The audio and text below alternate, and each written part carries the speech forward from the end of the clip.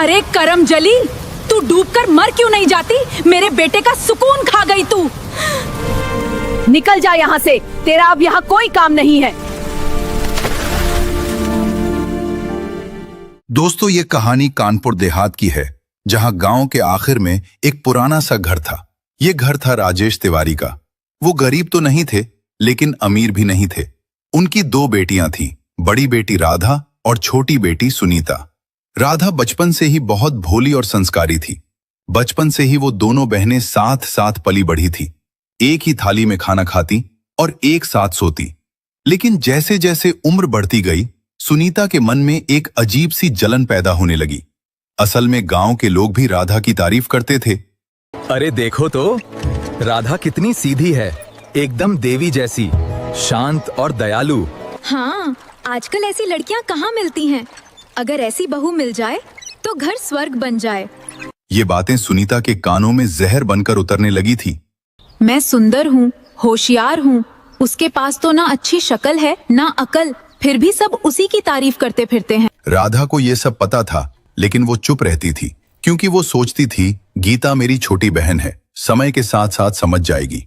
एक दिन राजेश तिवारी ने दोनों बेटियों को पास बुलाया और कहा, बेटा, अब तुम दोनों की शादी का समय आ गया है। राधा ने सिर झुका लिया, लेकिन सुनीता की आंखें चमक उठी। पहले राधा के लिए राघव का रिश्ता आया। राघव गरीब था और खेत में काम करता था, लेकिन वो नीयत का साफ और नेक दिल इंसान था।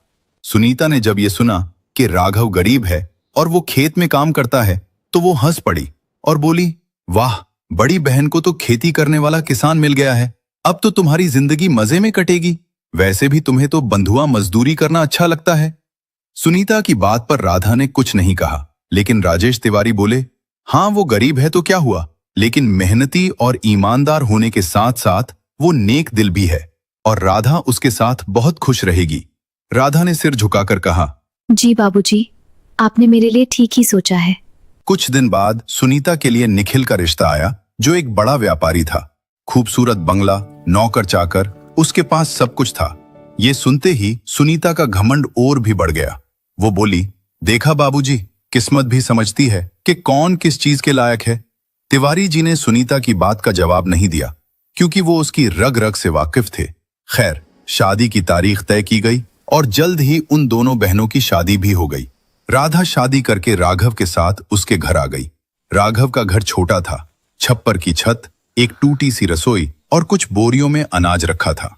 राघव बोला, राधा, मेरे पास ज्यादा कुछ तो नहीं है, लेकिन मैं कोशिश करूंगा कि तुम्हें कभी किसी चीज की कमी ना हो। राघव, मुझे कुछ नहीं चाहिए, मेरे लिए तो बस आपका साथ ही काफी है। उधर जब सुनीता अपने ससुराल पहुंची, तो इतना आलीशान घर और चमचमाती गाड़ियां देखकर हैरान रह गई। वाह, इतनी दौलत और शोहरत, अब ये सब मेरा है। मेरी तो ऐश ही ऐश है। अब तो राधा मुझसे नजर तक नहीं मिला पाएगी। इस तरह दौलत और शोहरत के नशे ने सुनीता का घमंड दुगना कर दिया था। उसने नौकरानी को आवाज लगाई, ओए लाजो, तूने मेरा कमरा ठीक से साफ क्यों नहीं किया? लेकिन मैंने तो सुबह ही अच्छी तरह साफ किया था छोटी मालकिन। तो क्या मैं झूठ बोल रही हूँ? नौकर हो, नौकर की तरह रहो। चलो जल्दी से कमरा साफ करो। और हाँ, किसी नौकर को मेरे लिए नारियल पानी लाने को कहो। जी छोटी मालकिन, मैं अभी कह देती हूँ। इसी तरह दिन और महीने बीतते गए और तीज का त्योहार आ गया। वो दोनों बहनें अपने मायके आ गई। राधा ने साधारण सी साड़ी पहनी हुई थी और सुनीता ने रेशमी लहंगा पहना हुआ था। उसके हाथों में रंग बिरंगी चूड़ियां और गले में सोने का हार था। गांव की कुछ औरतें तीज का टोटका करने आई हुई थी।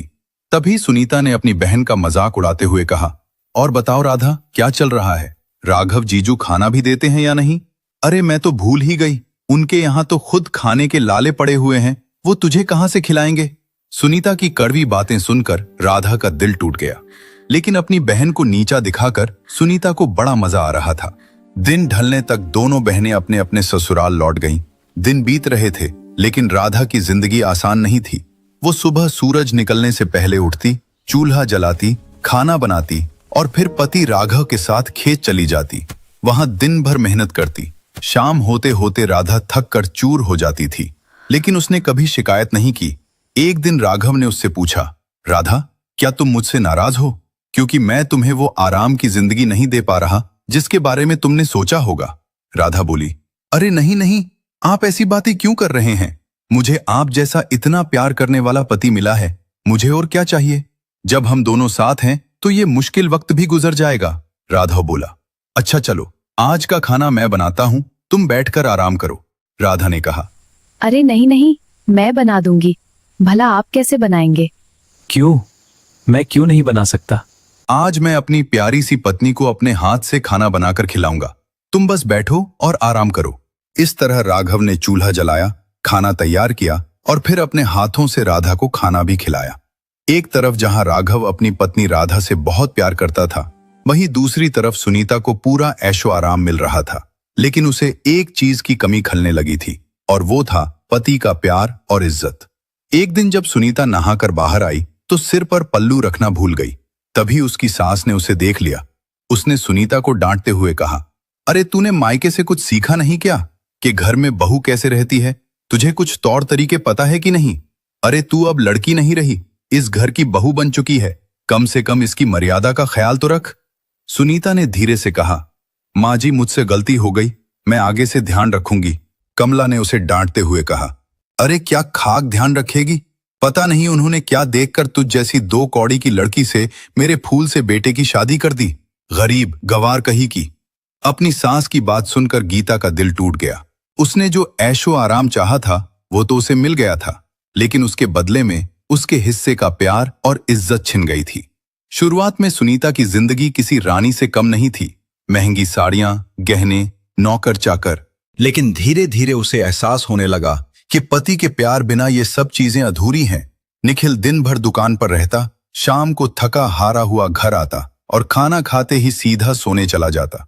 इससे परेशान होकर एक दिन सुनीता ने कहा, तुम मेरे लिए समय क्यों नहीं निकालते? निखिल ने सुनीता की बात सुनकर सख्त लहजे में जवाब दिया, औरत हो, औरत की तरह रहो, ज्यादा सवाल जवाब मत किया करो। तुम्हें ऐशो आराम मिल रहा है, यही बहुत है। सुनीता, जिसे अपनी खूबसूरती पर घमंड था, निखिल की बात सुनकर उसका घमंड चकनाचूर हो गया। कुछ दिन ऐसे ही गुजरते गए और एक दिन पता चला कि निखिल का एक बड़ा ऑर्डर कैंसिल हो गया है और कारोबार में बड़ा भारी नुकसान हो गया है। निखिल ने बताया, माँ, दुकान में बहुत बड़ा नुकसान हो गया है। हमें जो बड़ा ऑर्डर मिला था, अब अचानक से क्लाइंट ने मना कर दिया है। उस पर हमने कर्ज लेकर भारी इन्वेस्टमेंट की थी, अब हम बुरी तरह कर्ज में डूब चुके हैं। कमला ने हौसला बढ़ाया, बेटा तू चिंता मत कर, जल्द ही सब ठीक हो जाएगा। बिजनेस में तो ऊंच नीच होती रहती है। लेकिन जैसे जैसे दिन बीतते गए, निखिल की दुकान पर कर्ज बढ़ने लगा। लोगों ने उधार समय पर वापस नहीं किया तो निखिल का पैसा फंस गया। अब उसकी सास कमला का लहजा भी बदल गया।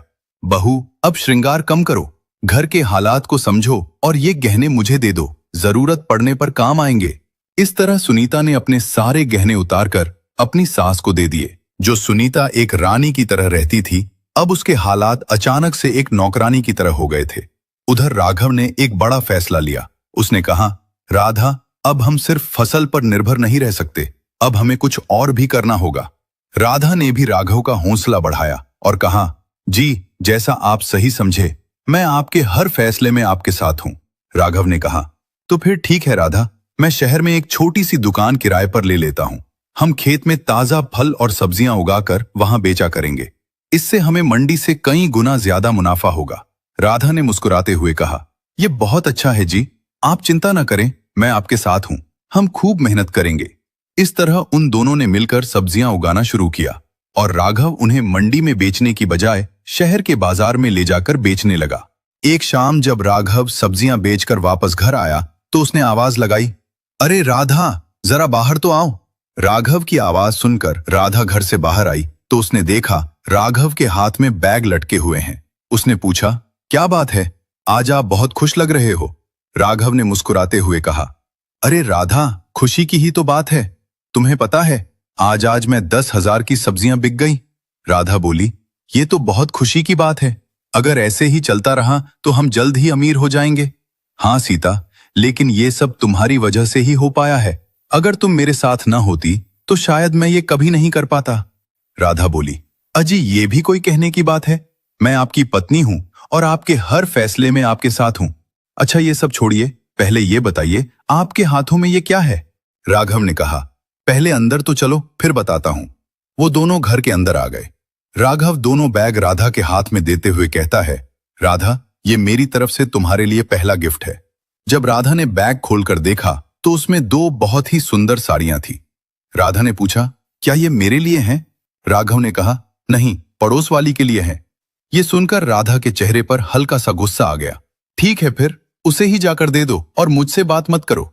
राघव ने मुस्कुराते हुए कहा, अरे मेरी राधा, मजाक कर रहा हूं, ये सब तुम्हारे लिए ही है। भला हमारी नजरें आपके अलावा किसी और को देख सकती हैं क्या? ये सुनकर राधा भी मुस्कुरा देती है। इस तरह राघव की धीरे धीरे अच्छी कमाई होने लगी। राधा ने पैसों का हिसाब रखना शुरू कर दिया। उसने एक एक रुपया बचाना शुरू कर दिया। गरीबी अभी भी थी, लेकिन किसी चीज की कमी नहीं थी, क्योंकि अब उनकी कमाई उनकी जरूरतों से काफी ज्यादा होने लगी थी। कुछ दिन बाद जब उन दोनों बहनों की मां की बरसी थी तो दोनों बहनें अपने मायके आईं। इस बार दोनों ने ही सादा सी साड़ियां पहनी हुई थी। राजेश जी ने पूछा, अरे बेटा, कैसी हो तुम दोनों?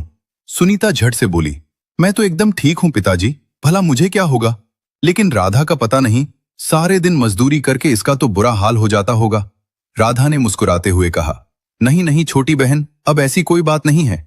राघव ने नया बिजनेस शुरू किया है और भगवान की दया से सब बहुत अच्छा चल रहा है। जल्द ही हम नया घर भी लेने वाले हैं। ये सुनकर सुनीता की जलन और ज्यादा बढ़ गई। कुछ दिन बाद निखिल की आर्थिक स्थिति और खराब हो गई। घर के गहने, जेवरात सब बिक गए और नौकर हटा दिए गए।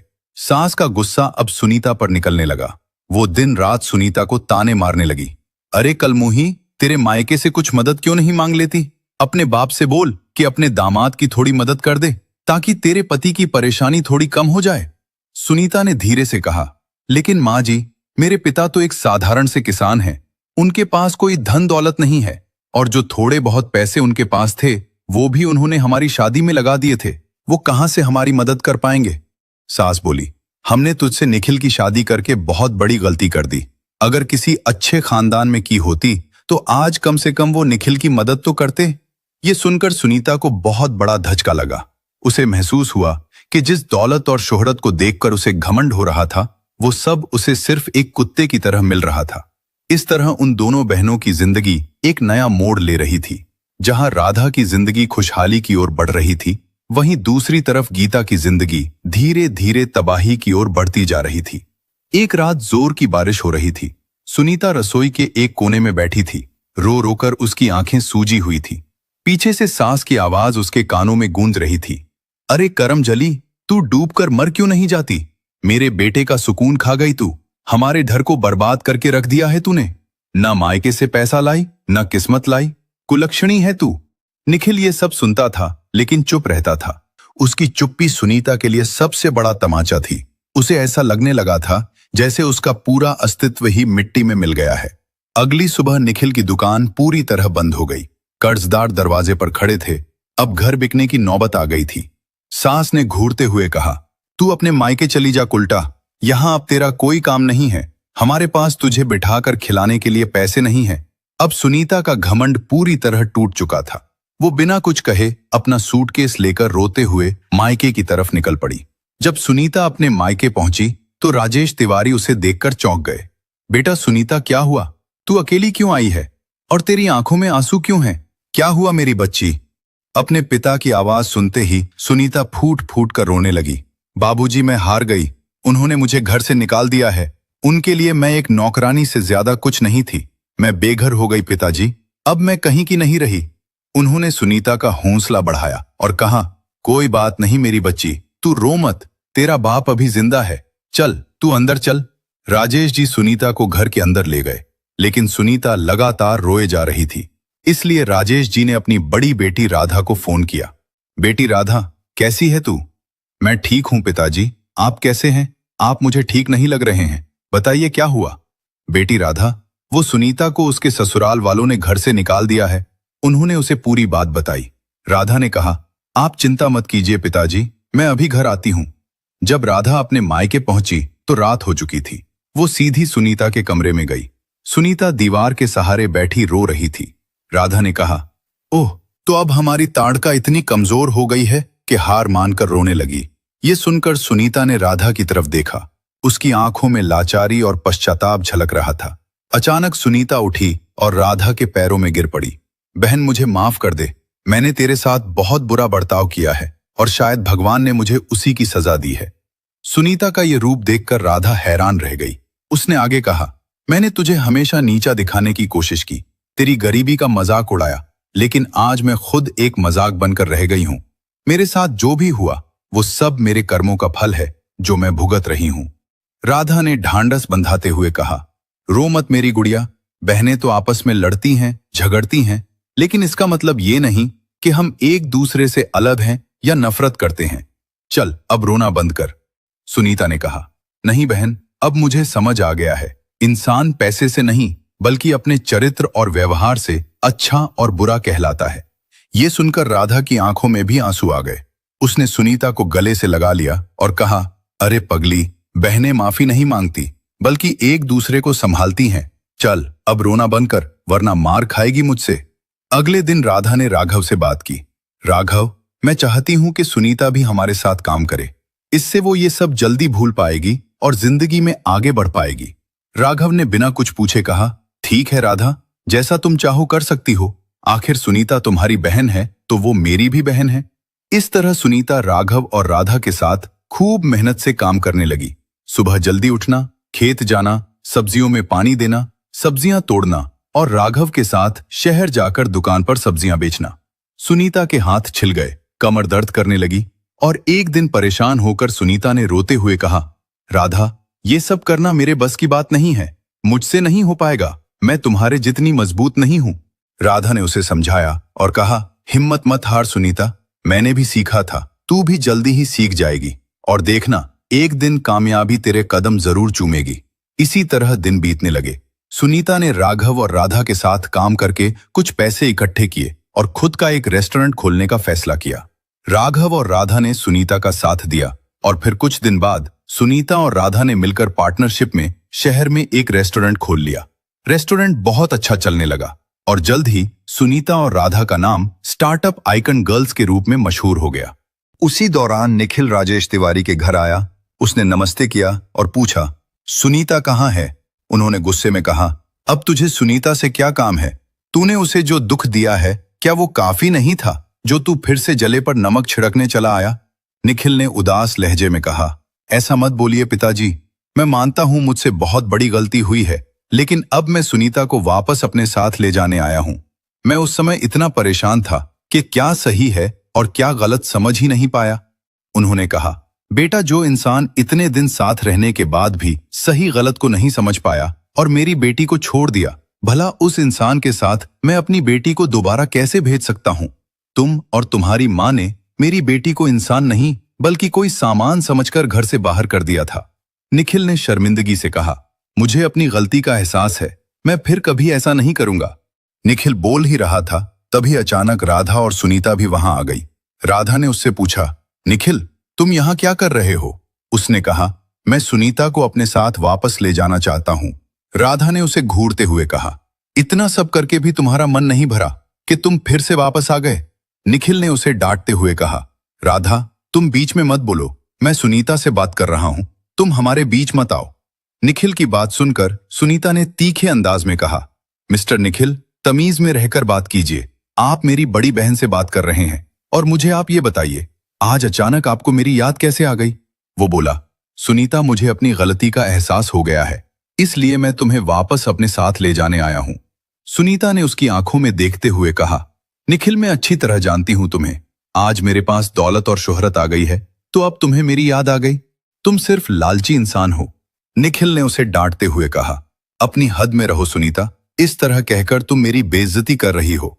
निखिल, बेइज्जती उसकी की जाती है जिसकी कोई इज्जत हो, तुम जैसे लोगों की तो कोई इज्जत नहीं होती, इसलिए अब आप यहां से चले जाइए, वरना हमें धक्के देकर बाहर निकालना पड़ेगा।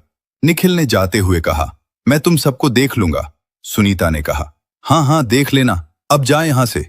इस तरह निखिल आग बबूला होकर वहां से चला गया।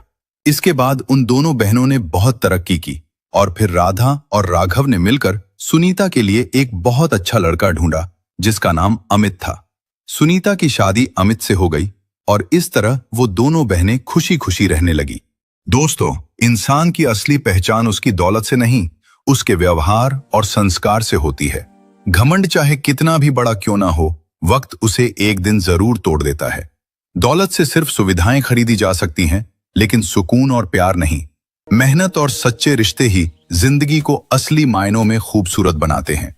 जो दूसरों को छोटा समझता है, वक्त उसे उसकी औकात जरूर दिखा देता है। इसलिए हमेशा विनम्र रहो, क्योंकि यही इंसान को सच में बड़ा बनाता है। दोस्तों, अगर आपको ये कहानी पसंद आई हो तो इसे लाइक और शेयर करें। साथ ही हमारे चैनल को भी सब्सक्राइब कर लीजिए। मिलते हैं नेक्स्ट वीडियो में। तब तक के लिए जय हिंद।